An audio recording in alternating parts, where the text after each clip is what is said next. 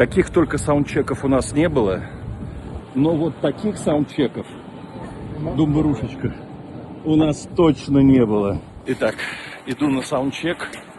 Посмотрите, это просто в голове не укладывается, что происходит.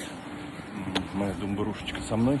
Кстати, по соображению безопасности с нами ходят люди из арктической